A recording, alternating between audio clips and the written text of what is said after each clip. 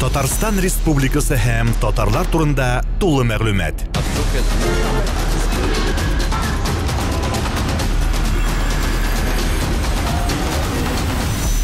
Татар-Информ мәгълүмат агентлыгы.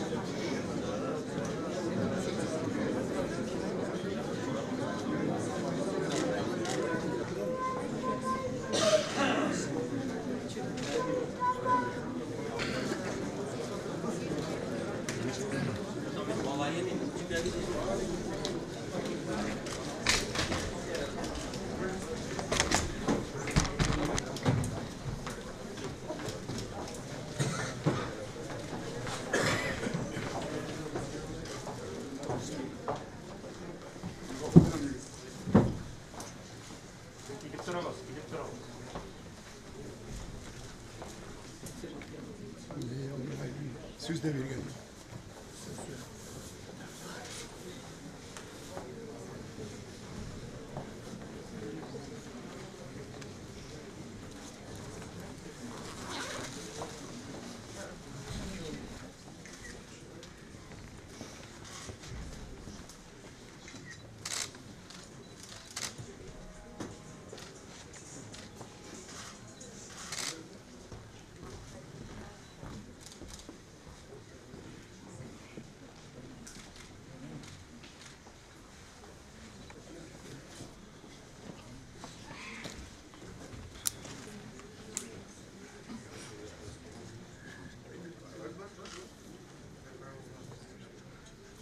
Сегодня мы прощаемся, проводим последний путь нашего замечательного ученого, друга, товарища, отца, деда Азат Шаймуловича Зейддинова. Азат Шаймулович работает советником нашей академии, член-корреспондент Академии наук, доктор технических наук, профессор, лауреат государственной премии. Азат Шаймулович родился 20 января 1939 года в Лопасинском районе. В его семье было 6 детей, и все его детство пришлось на годы Великой Отечественной войны. Его отец прошел 3 войны, был инвалидом.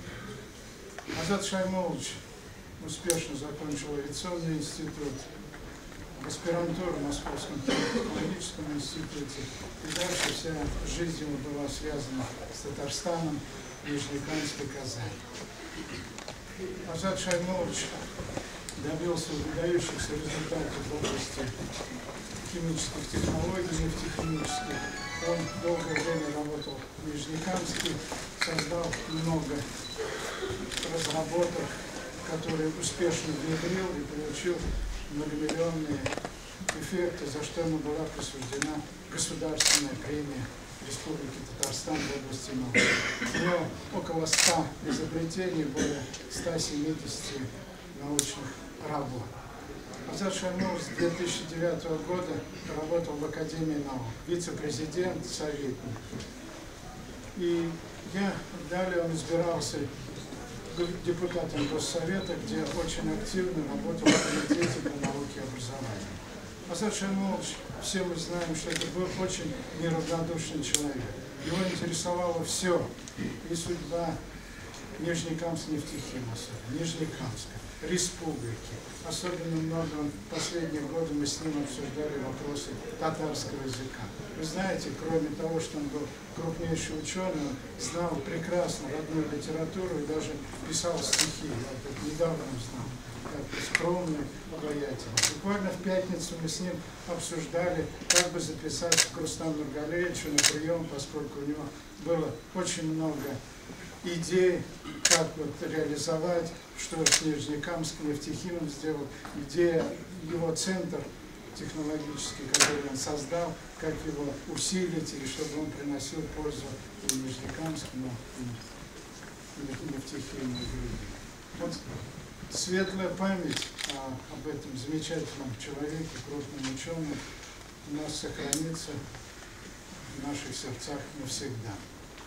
Я хочу предоставить слово заместителю премьер-министра, министру образования и науки Республики Татарстан Фатахову Научу. Hürmetli tuğanlar, hürmetli millettaşlar, bizden de zor yo'g'altı, bizning uchun Tatar xalqining tanilgan o'g'li Azat Abini so'nggi yo'g'altı voqeasi bilan biz jinoyatlik.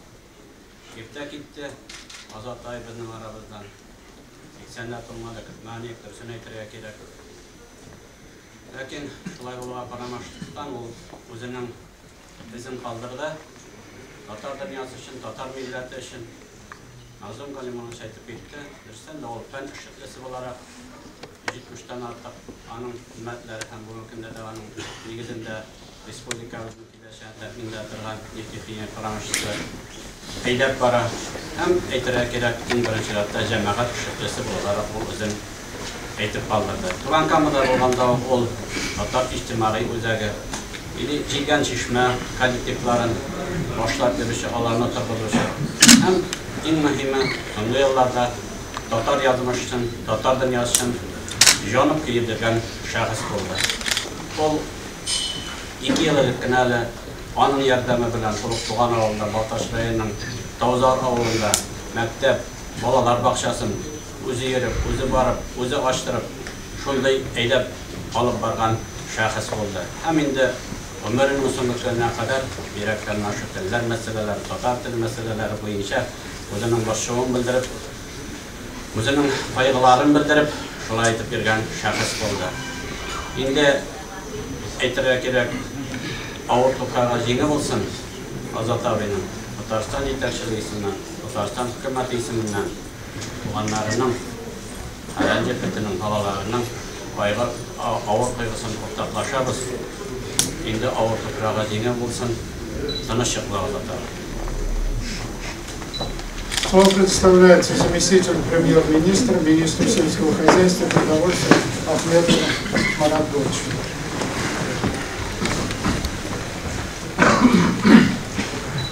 Muhterem cemaat, biz avuldaşlar gibi aytırlar. Bizning avuldan birisine tireliktir alar. Bizning avuldan Tavzar ile 2 kilometr. Biz yaş vaqtda Azat Abini bilaylik, endi buna kurashchi Azat Ziyaddinov bor deb, Sabon privatorlar deb ishlab keldik. Ondan so'ng endi bir zaman o'zimni yosh kelishgina rayon partiya komitetining sekretari tayinlagandan so'ng men bir 3 tane ish oldim. Hali yaqindan ona qadar bilan tanishda to'g'ri bilgi chiqqan yo'q. Ham onun ichida motor bilan so'zgan balta edi. Bu baltaga 4 yıllık qana qisqa she'ra yozgan edi u Baltaşning yangi yetakchisi tilak bildirilgan edi. O'tganda u jingilda u endi pullar qolmasin, tug'an yoqda motor yetlar tuzi don olsin dedi. Mana men bu she'ra yo'llari bilan faqat rastlab aytasim kelar. İskitkeş avul canlı, kişi ko'ngilli kishi deydi u. Ana bular her aralashuv o'zine ko'ra bir maktab, ondan dil yo'ng'alib topasin, izlanasin ham albatta ana bular aralashgandan senga kelgan xizmat senga har shaq turmushingda kerak bo'ladi. Men mana avul she'rin, avul turmushin, avulning yashash ravishini shuning qadar o'z etgan ham yaqin yaratib yashagan kishilarni ana kabi ko'rganim yo'q edi. Бик зур югалту безнең өчен дә, гаилә өчен дә ихлас күңеленнән менә гаиләсенең, балаларының кайгыларында уртаклашам. Әлбәттә берәү дә гомерлек түгел, әмма ләкин бу кешенең әле яшисе күп иде. Искиткеч зыялы бит инде. Ул искиткеч сәнгать җанлы, әдәбият җанлы, менә иңгелне алып әйткәндәй, тел, милләт язмыш өчен аның кебек янып килгән кеше бармы икән? Без аны бит инде хәтта 1990 еллар башында ук милли хәрәкәтне ни дәрәҗәдә куәтләп алып килгәннәрен, республиканың бик күп ирешкәннәр бу мәсьәләдәге сәяси уңышларында бу шәхесләр роле әлбәттә һичшиксез зур. Мин аның абыйсы белән янәшә эшләдем күп еллар, Бакый абый белән.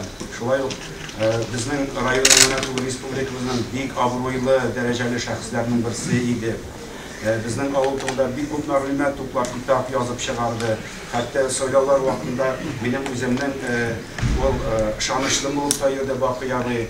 Безнең әти мәрхүмләр бик дуслар иделәр, менә ул да вакытсыз китеп барды. Менә ни кызганыч, дөнья яшәү өчен ни кирәкле кешеләр вакытсыз китеп баралар. Инде барыбызның да авыр кайгысы әлбәттә. Барыбыз да борчылабыз, кайгырабыз. Һичшиксез бу шәхеснең урынына җимакта булсын дигән теләктә калабыз барыбыз да. Тыныч йокласын, авыр туфрагы җиңел булсын. Безнең күңелебездә ул мәңгелек. Рәхмәт. Представляется заместитель председателя Государственного совета Республики Татарстан Ратникова Ирина Атласовна.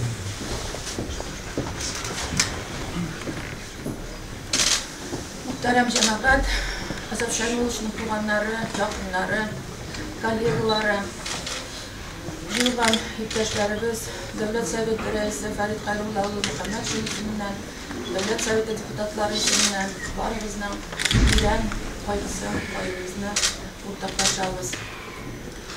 2009 yılda Azap Şahinuluş deputatlıkka saylandı. Biyografiyası bilgili, zor şahıs, zor alim, fenler doktoru, 100'den artık uylap tabıp patentlar iyesi, cemaatçilik bilen zor işler, cemaatçilik işleri bilen şükürlenip yurdu Azap Şahinuluş. Nüvidanı Ali var bir de böyle bitirmeydi. Başta indi biz soylavlar şırımızdı. O bir katlavlı proses. Azap Şahinuluş bugün radyoga varığa gerek. Nerse bulandı. Onda partiyaga diskusiya. Teması bilgili mi? Yok bilgili değil. Ali o yıllarda o bilgili değil de şınakta. Bilgili bulmaydı. Azap Şahinuluş irtege zavodga varığa gerek. Zor kolektiv bilen şaşırga vara. Bir günge televizyonga çıkırga, yağın kilesi günde avulga, jirli özüderemde birlikte aşıraşı. Iqta etmişe Azap Şahinuluş yolga çıkıp gitti. Distelegençe aşıraşılar, kişiler bilen aralaşu, problemalar turunda söyleşüler, çıkışlar şunday türlü. Azap Şahinuluş bizim bilen birlikte deputat oldu. Hem o Büyük yaxşı deputat edim. Ne başkalar arasında ayrılıp duradırım. Biz onun ko'nglida bo'lgan, yuragida bo'lgan o'tlar turunda, chiqishlari, yolqinli chiqishlari turunda, chiqishlari aşağı bildik. Komitetda Aziz Magilchali o'zi da aytdi. Komitetda yasagan chiqishlari, ko'targan problemalari, ol bir hiç qo'rqmishi, kelgan so'rovlar, shulay problemalar qo'yulari aşağı bildik. Ham hayat bilan yaptı, mazur, güzel şiirleri aşağı bildik. Azap Şahinuluş şunaqta qayg'urib millatimiz uchun, tilimiz uchun qayg'urib burchilib yaşadı. Hem kim bilen demne ol burchulari belki yuragine kelib qadalib, onun umrin qisqartgandir da. Azap Şahinuluş shunday zo'r shaxs edi. Bunday shaxslar ketganda endi o'ylanasan, balki zo'r bir sho'r, bir epoxa shunday shaxslar bilan yetib taqaladi.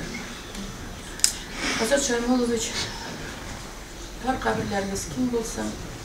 Bizim bilan bu yili fikrlarimiz, so'zlarimiz sizga duolar bo'lib yetirsin. Biz sizni hiç de bir qo'shib unutmaymiz.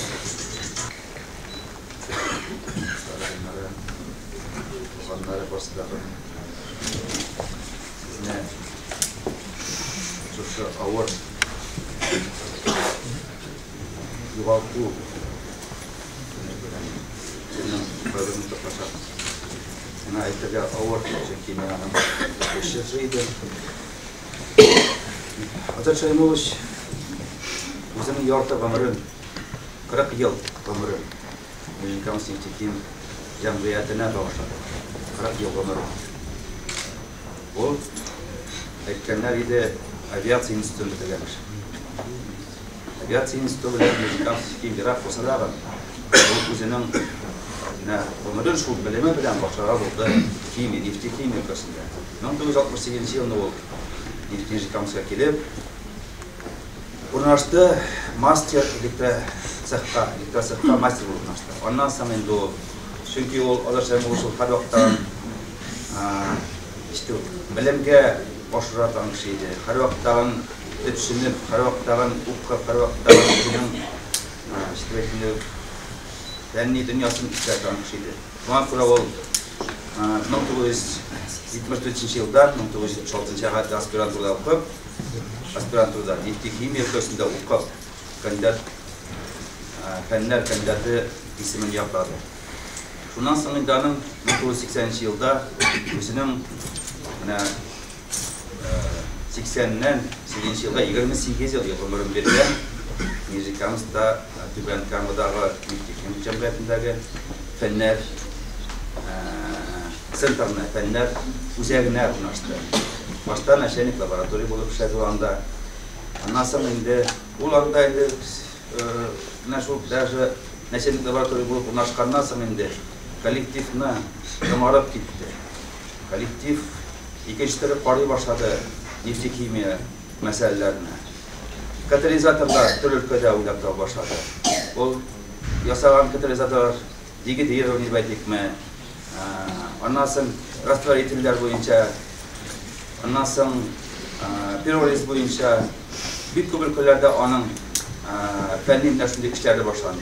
Onun uzun şu şeyden dövründe etken şeyinde 100'den artık patentleri var idi. 170 fenli yazmaları var idi. Azarçayım oluş 1990 yılında fenli uzakının direktörü bulundular.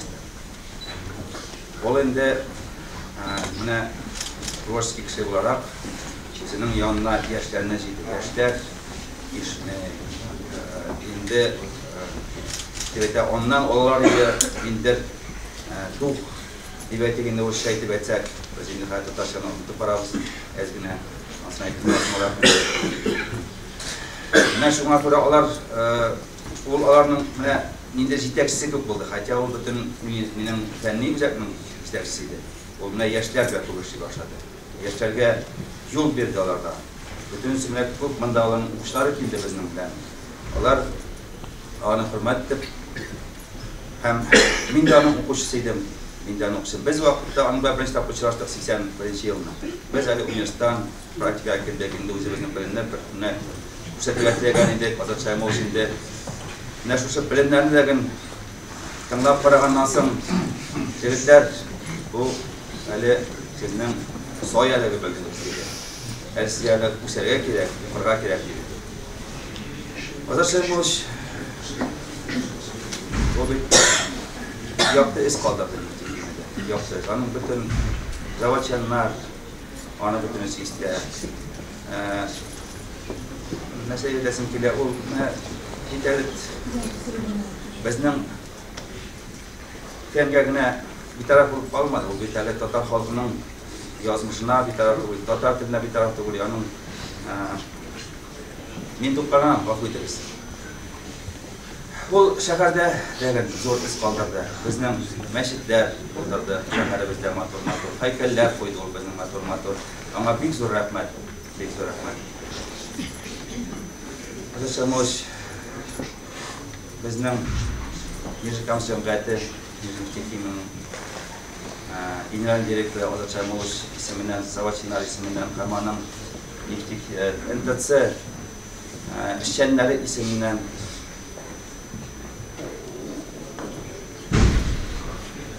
кайгырабыз, һәм сезне озын юлга, соңгы юлга озатырга килдек. Сезгә безнең күңелебездә мәңге калачаксыз. Мәңге калачаксыз. Сезгә җирегез авыр туфрагы җиңел булсын. Урыныбыз җәннәттә булсын. Слово предоставляется председателю Комитета по культуре, науке и образованию национальным вопросам депутату Разилу Исмагиловичу Вавилову. Еще иртәнгә Азат Абинов Нариман Шалтаткач, мина бер сәгать кенә әтиебез үзәгдә димәкәш, аяз көненә яшын суккан шикелле булды.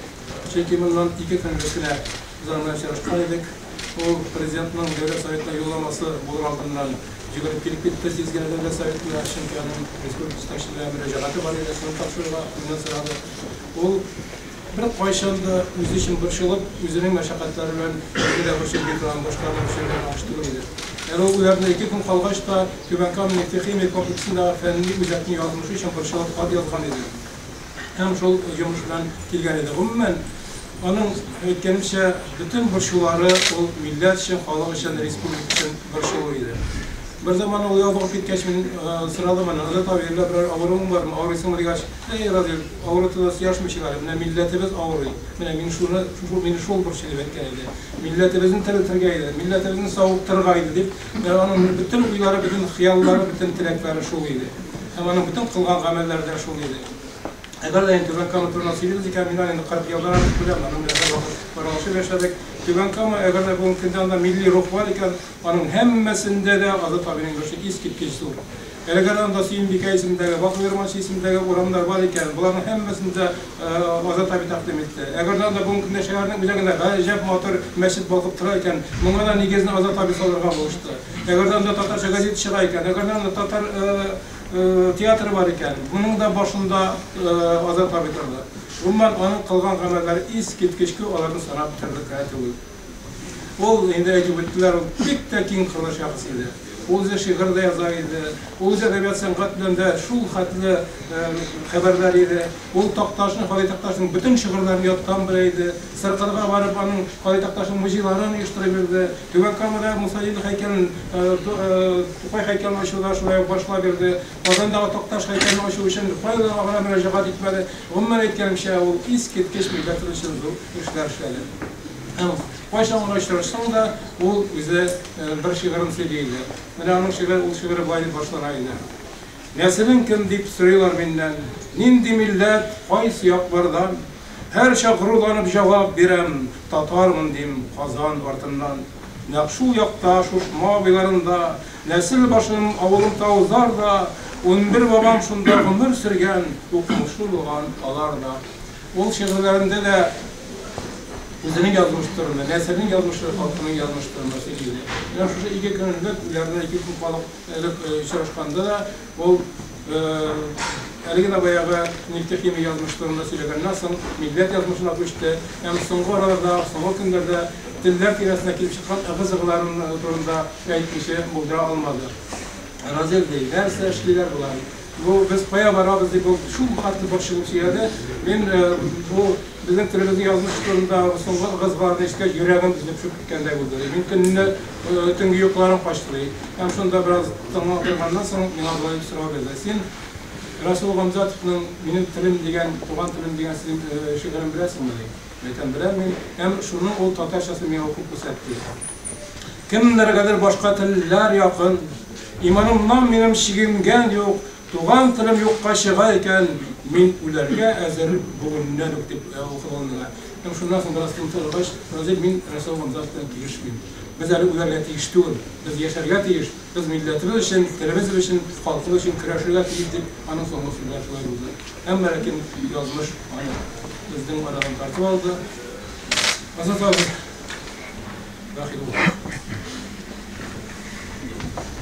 Слово предоставляется одному из учеников Азат Шаймуловича, заместителю генерального директора по технической поддержке и качеству ТАНЭКа Салахову Ришату Ильгизовичу. Хайрикум, добрый день. Для нас, для всех, Азат Шаймулович был и остается примером, как ставить правильные цели, как их достигать и как быть успешным. Вот такие слова, но это на самом деле он сам умел делать. Почему? Потому что всегда ставил себе высокие цели. Он хотел быть первым татарином космонавтом. Он хотел быть равняться на Джалиле. Он хотел быть похожим на Бакиру Манчи. И самое главное, всегда старался общаться с теми людьми, которые давали энергетику и которые позволяли национальной культуре татарского языка двигаться вперед. Что касается нас, значит, молодежи, меня всегда удивляла эта вот яркая лучезарная улыбка и вот эта вот энергетика, которая заводила, заставляла вращаться все вокруг. И самое главное, это достигала цели. Всегда она достигала цели и получался результат. Конечно, для нас, для всех это большая утрата. От имени учеников мы выражаем огромное соболезнование семье Алишановича. Быть учеником Алишановича — это честь. И я желаю всех ученикам, и себе лично, вот эту честь держать достойно на том уровне, на той планке, которую нам поставил Алишанович. Понятно, всем нелегко, значит, потому что это огромный пласт человеческой жизни, одной человеческой жизни, которой бы хватило на 10 жизней. Это и наука, это и производство, это один из тех людей, который понял, как нужно связать науку и производство, чтобы наука приносила эффект, приносила пользу предприятию. Благодаря этому предприятие развивается. Создал научный потенциал Нижикам Севтихима. До сих пор это все работает.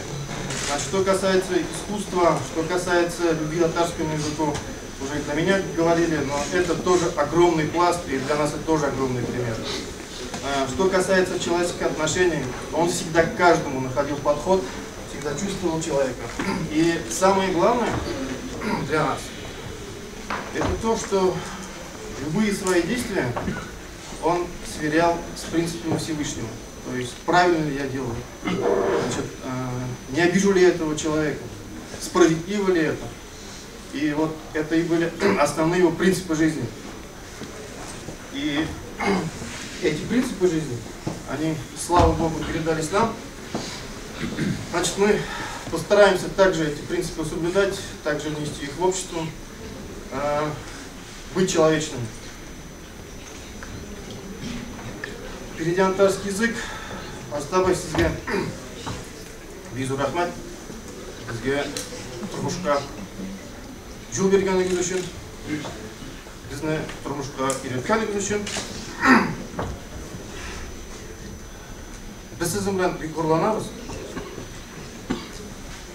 Һәм сізге жәннәттә орныңыз болсын деп Аллаһ Тәгаләдән тілеп қаламыз. Слово представляется народному артисту Асгару Шакирову.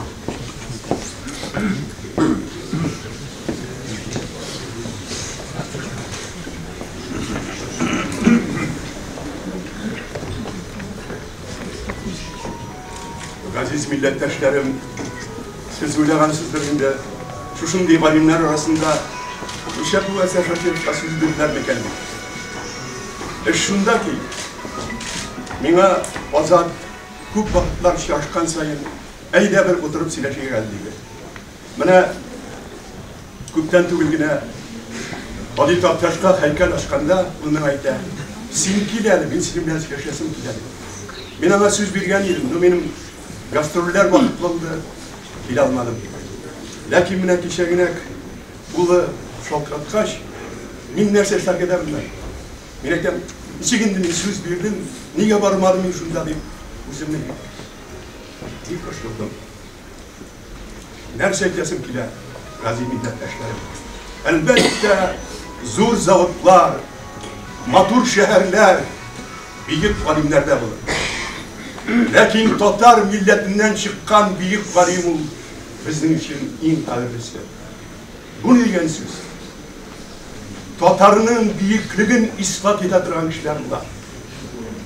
İspat edip halkka kürsete Tatardan kimler çıkar?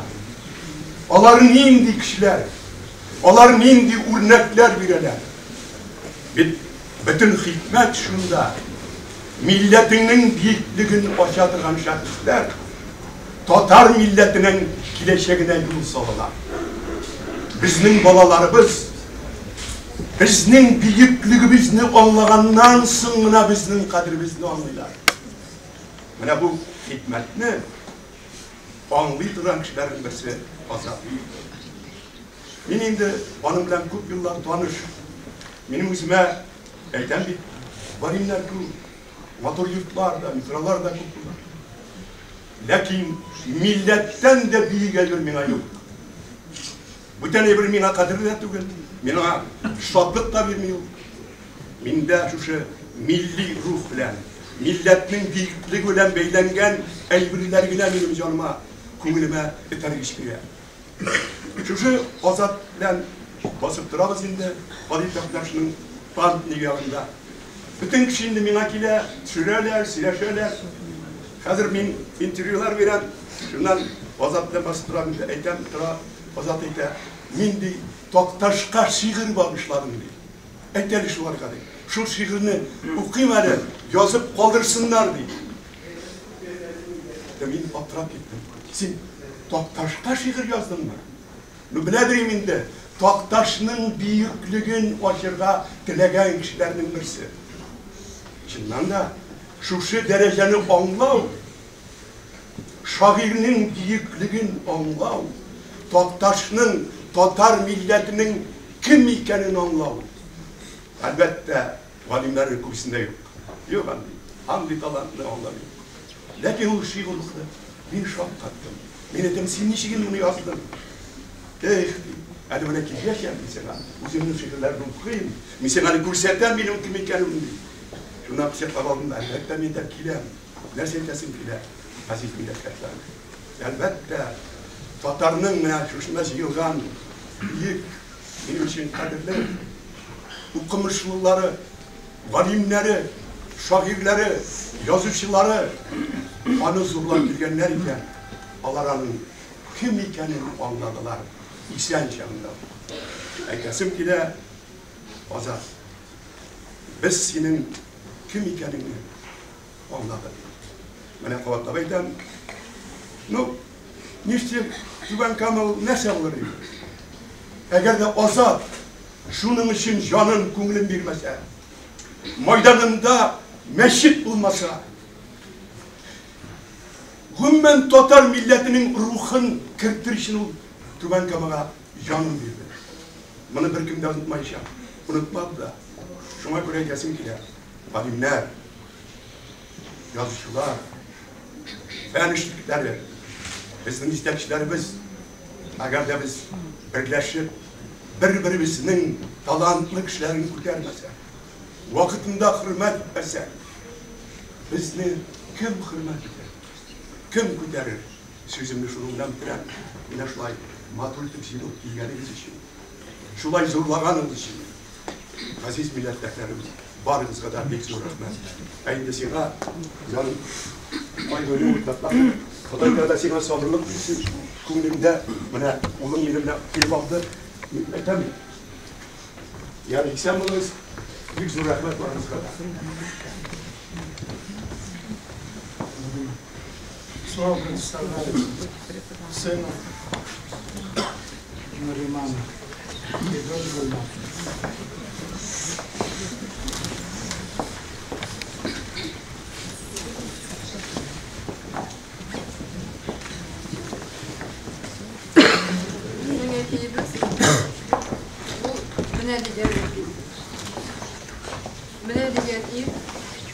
Mine degen babay. O bizga her vaqt mayoq bo'ldi. Biz ondan o'rnak olib yashaymiz. Ammo u bizning oilanikigina tugul. Atiyim Tatarning Mine degan yigit edi. Ömrünün her mezgilin o tuğanlarım deb qo'yg'atib yashadi. Avuldaşlarım deb qo'yg'atib yashadi. Xalqim deb yondi. Her mezgilde Tatarstan tuğan elim deb yashadi.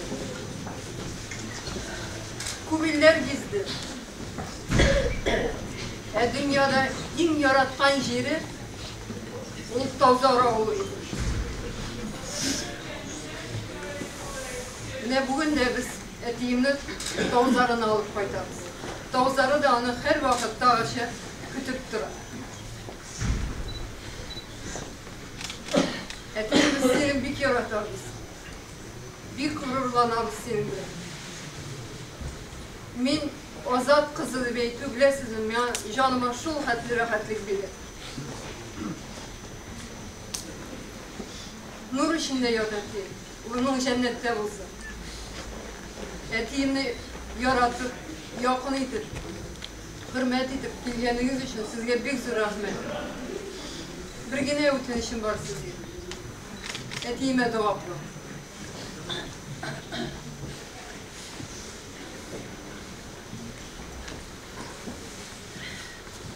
Kaderli dostlar, kaderli tuğanlar, kaderli millettaşlar.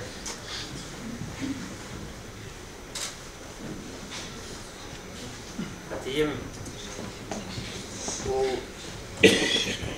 Tatar halkının şın patriotiydi. O aslında çok kişilerinde etti denganı. O dik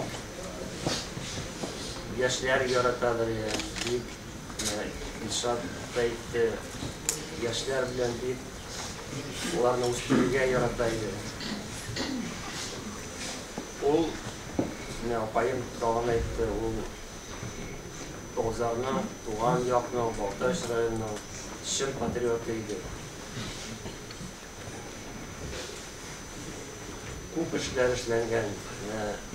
Кайчак әйтәбез, ул тарихта бер кеше бер нәрсәдә эшли алмый. Әмма кайчак бер кеше күп нәрсәне үгәтә ала. Түбән Каманы бик ярата иде. Түбән Камада 40 ел үткәреп, аның милли тормышында да катнашып, аның шәхси тормышында да катнашып, Түбән Кама нефтехим берләшмәсен бик яратып, бик борчылып сөйләгәннәре күп иде.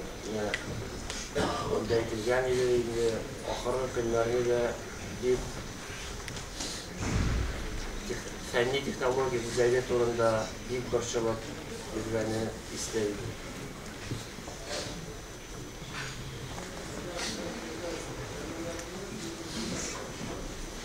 Икенчедән караганда, бик күп эш эшләнгән. Әмма кайбер эшләнеп калмаган да эшләре бар әтиемнең. Минем өстемдә ул эшләрне эшләп тору. Әтием зур китап язган, күбесе язылган. Әмма без аны язып бетерергә вәгъдә бирәбез. Без бөтенебез шушы татар халкының эшен дәвам итсәк дип мин теләр идем. Әтием аңа бик шатланыр иде. Без дә аны онытмаслар диеш. Бөтенебезгә зур рәхмәт. Всем большое спасибо. Всем пришедшим.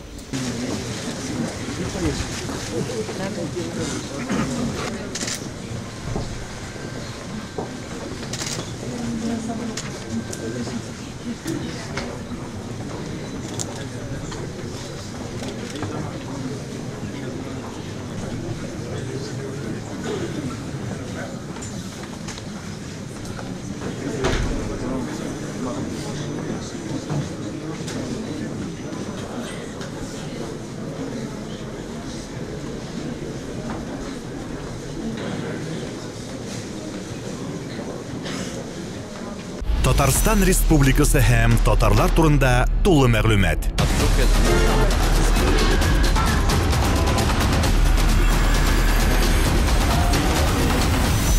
Татар информ мәгълүмат агентлыгы.